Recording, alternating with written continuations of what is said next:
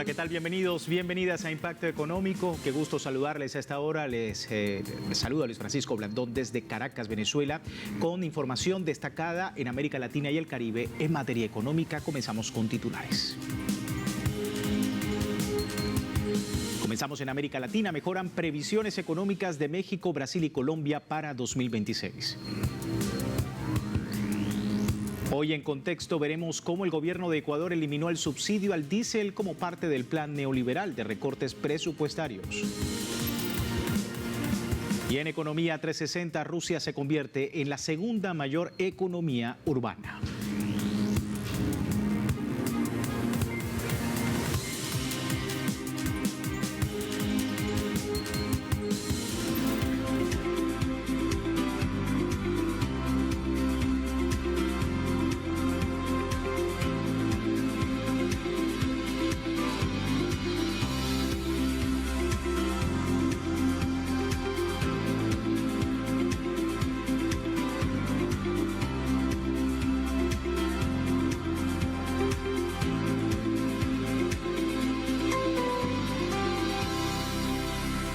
Ahí teníamos en imágenes el panorama económico en nuestro continente y comenzamos hablando de las previsiones económicas de México, Brasil y Colombia para 2026, que son favorables. Ante la máxima presión de Estados Unidos, surgen las economías emergentes dispuestas a invertir en estas tres naciones. Así lo afirma un reporte del Banco de América que explica la resiliencia económica de estos países y el debilitamiento del dólar, lo que se traduce en previsiones positivas para estas tres naciones. El pronóstico contempla que los mercados emergentes recibirán mayores flujos de entrada en los primeros meses de 2026.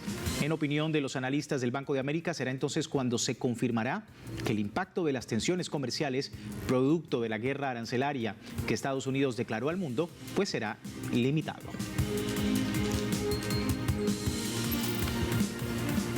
En contraste con lo que ocurre en otras regiones del mundo, Honduras apuesta por la agenda social e inclusiva con la aprobación del presupuesto para 2026. Este nuevo cómputo de ingresos y gastos será remitido la próxima semana al Congreso, como lo establece la ley, con una histórica cifra que ronda los 469.249 millones de lempiras, es decir, casi 18.000 millones de dólares. El ministro de Finanzas, Cristian Duarte, informó después de la reunión liderada con la presidenta Xiomara Castro y el gabinete de gobierno que este ejercicio reporta un incremento del 8,2% con respecto a las cuentas de 2025. De esta manera, la nación centroamericana se convierte en uno de los pocos países de la región en destinar 9,5% del Producto Interno Bruto a la inversión pública. La Asociación de Industriales Metalúrgicos de Argentina reveló que la actividad metalúrgica se desplomó en el país en más del 6% interanual en agosto y 2,3% mensual respecto a julio. En declaraciones del presidente de Andira, Elio Del Rey, la industria nacional atraviesa niveles productivos muy bajos que ni siquiera alcanzan a revertir la profunda caída de 2024 y refleja un estancamiento generalizado de esa actividad. En el caso de este sector, las ramas más afectadas son la fundición, autopartes y bienes de capital, que sufren caídas del 14, 12 y 8,1%.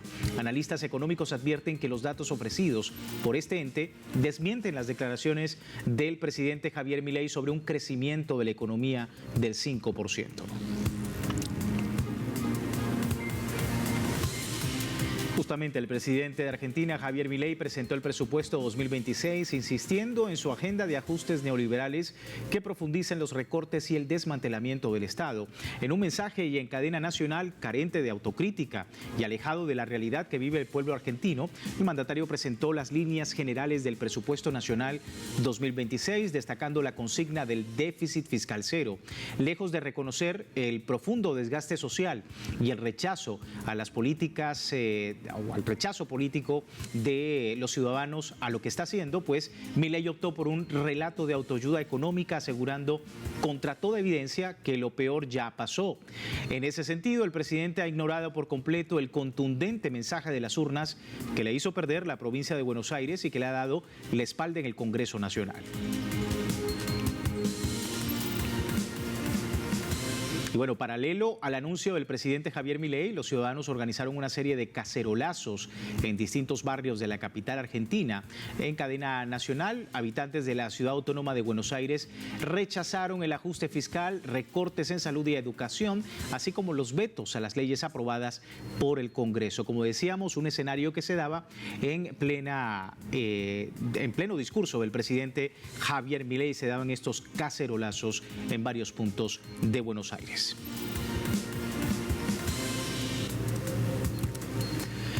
Y en Venezuela el sector pesquero recibió los permisos para el libre ejercicio de la pesca de arpón.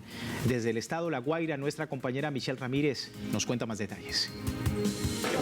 Los pescadores del estado de La Guaira, el centro norte de Venezuela, recibieron el permiso de porte para la pesca artesanal subacuática con el arte denominado arpón, como parte de las políticas del gobierno nacional.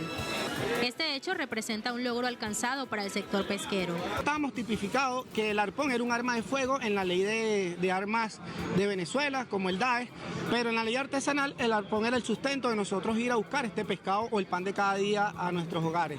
Desde ahí inicia esa lucha, ya hoy 4 años después, bueno, hemos concretado gracias al ministro, a nuestro presidente. Durante el encuentro aprovecharon para alzar su voz en contra del reciente asalto a pescadores atuneros del Caribe por parte del barco destructor misilístico Jason Dunham de la Marina estadounidense.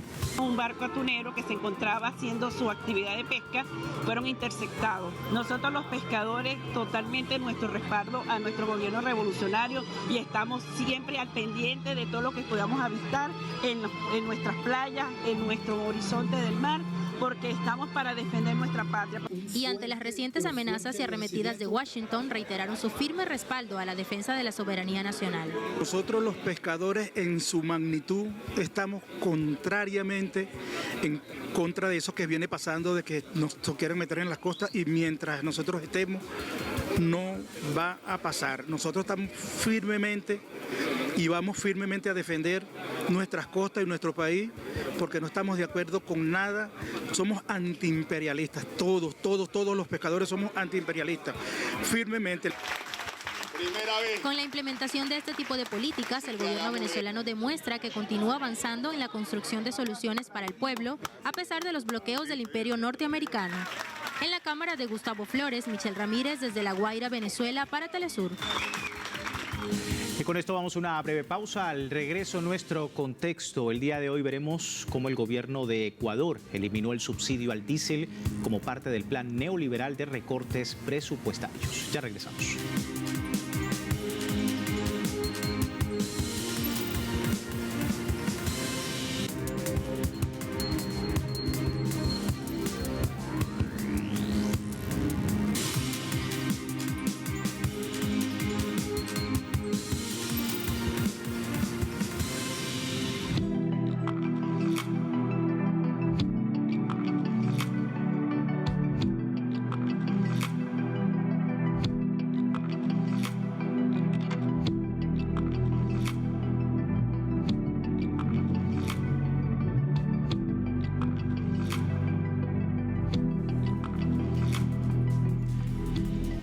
Gracias por seguirnos en Impacto Económico. Hoy en Contexto hablamos de Ecuador. El gobierno de Daniel Noboa decretó la eliminación del subsidio al diésel como parte del plan neoliberal de recortes presupuestarios y bajo el pretexto de reducir el déficit fiscal.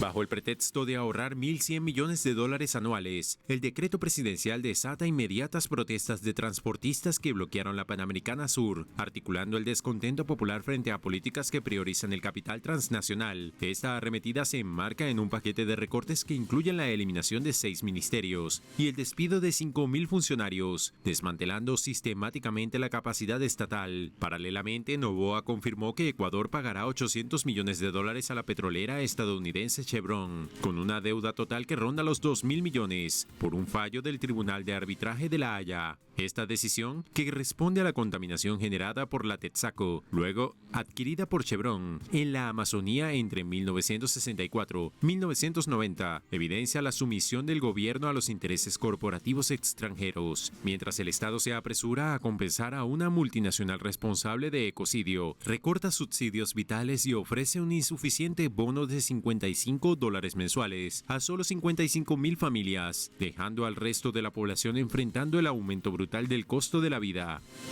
Y bueno, la eliminación del subsidio al diésel en Ecuador afectará de manera particular a la población más vulnerable. Distintas organizaciones y gremios sociales alzaron sus voces y denunciaron que las medidas son un retroceso y un golpe directo al bolsillo de cada uno de los ecuatorianos. Al momento se desarrollaban varios cierres viales a nivel nacional, en el momento justamente en que se conocía esta noticia y posteriormente durante el día de ayer. Veamos.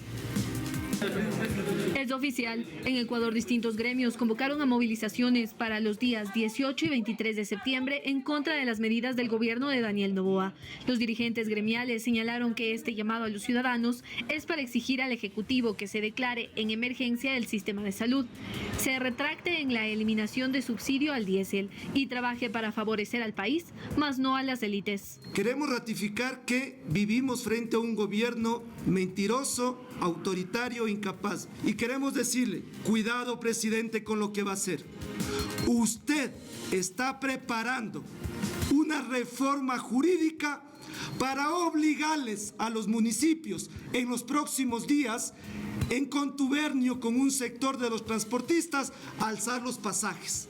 Además, denunciaron que la eliminación del subsidio al diésel es un ejemplo de cómo el gobierno se deslinda de sus promesas de campaña, cuando afirmó que no subiría el precio de los hidrocarburos.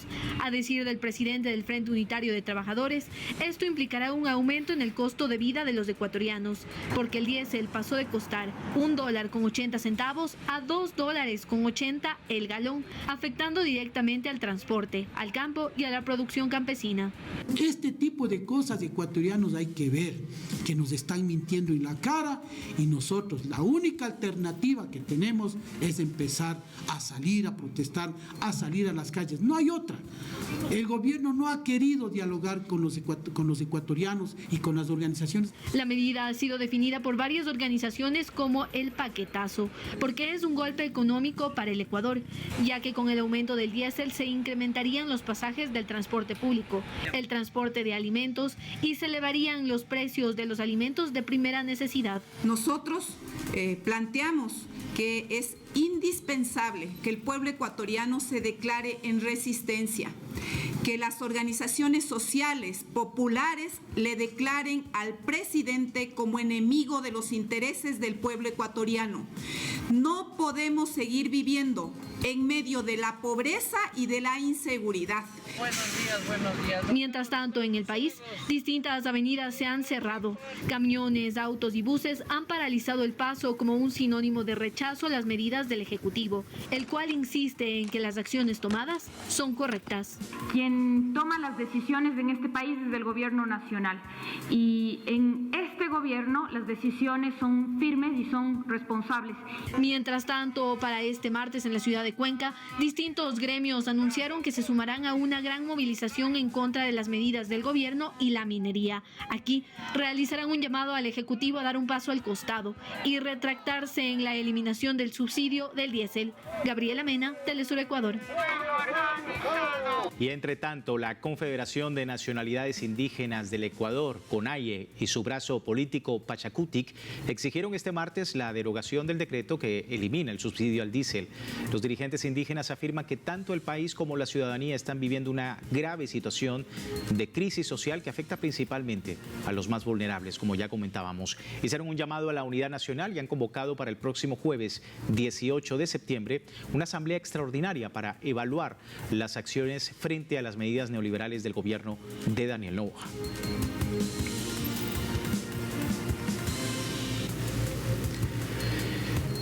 Y el presidente de Ecuador, Daniel Noboa, decretó este martes estado de excepción en al menos 7 provincias del país a propósito del rechazo de la ciudadanía a la eliminación del subsidio al diésel. A través de un decreto ejecutivo firmado este 16 de septiembre, el gobierno instauró un nuevo estado de excepción para las provincias de Carchi, Imbabura, Pichincha, Azuay, Bolívar, Cotopaxi y Santo Domingo. La medida fue tomada debido a la conmoción interna que ha generado esta eliminación del subsidio al diésel y que tendrá una vigencia de 60 días, además de suspender el derecho a la libertad de reunión en espacios públicos 24 horas, aunque no restringe manifestaciones. La norma además autoriza a Fuerzas Armadas y a la Policía Nacional intervenir en reuniones donde se identifiquen amenazas a la seguridad y no incluye el toque de queda.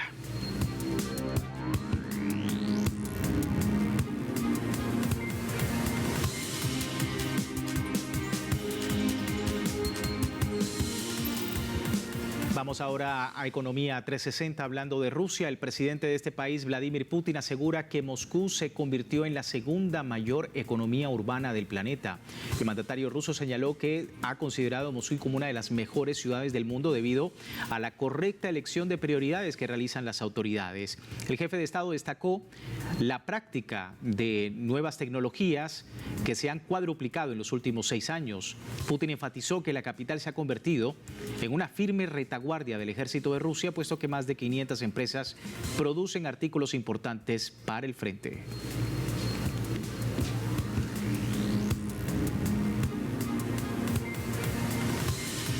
El gobierno de Ucrania gasta más de $172.000 diarios en el conflicto militar contra Rusia. El ejército ucraniano advirtió que el país no podrá soportar tal carga financiera por sí solo, por lo que necesita asistencia financiera de sus aliados. Detallaron que se necesitan enormes recursos financieros para librar un conflicto contra Rusia. Kiev ha prácticamente hecho sin recursos humanos y las pocas posibilidades de derrotar a Moscú sin la intervención de tropas extranjeras, pues una situación que se está revirtiendo en el terreno. En Oriente Medio, una coalición de más de 80 organizaciones de la sociedad civil ha solicitado el cierre de las actividades económicas y comerciales llevadas a cabo por empresas internacionales en los asentamientos israelíes que contribuyen al genocidio y a las violaciones de derechos humanos contra la población palestina. En un informe titulado Actividades comerciales con los asentamientos ilegales, se denuncia que estas prácticas no solo sostienen el genocidio, sino que también contribuyen a la crisis humanitaria en territorios palestinos ocupados, violando hacia el derecho internacional. La alianza destaca que la expansión de los asentamientos ha fragmentado a Cisjordania y devastado la economía palestina, afianzando la pobreza y las violaciones de los derechos humanos, especialmente entre poblaciones vulnerables como niños, mujeres y adultos mayores. Y este sábado, Seyed Abbas Araghchi, ministro de Relaciones Exteriores de Irán, recordó a Francia, Alemania y Reino Unido que no poseen derecho legal, político o moral para invocar la reimposición de sanciones económicas contra la nación persa a través del mecanismo conocido como snapback. El jefe de la diplomacia persa aseguró que en caso de tener alguna autoridad que no la tienen, esta decisión tendría consecuencias irreversibles y ratificó que el enfoque que han dado de úsalo o piérdelo no funciona. El canciller ha explicado que si la troika finalmente lleva a cabo y de manera ilegal e ilegítima esta decisión, Irán tomará medidas trascendentales, entre ellas poner final al acuerdo entre Irán y la Agencia Internacional de Energía Atómica.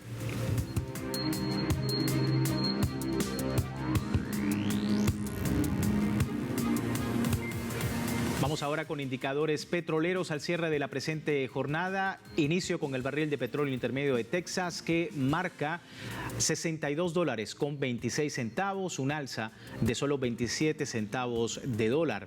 El barril del Brent de referencia en Europa, más arriba, con $65.81, 23 centavos de dólar en subida. Y el crudo promedio de la OPEP, la sexta OPEP, marca $70.85, una caída de $4.50 al cierre de la jornada.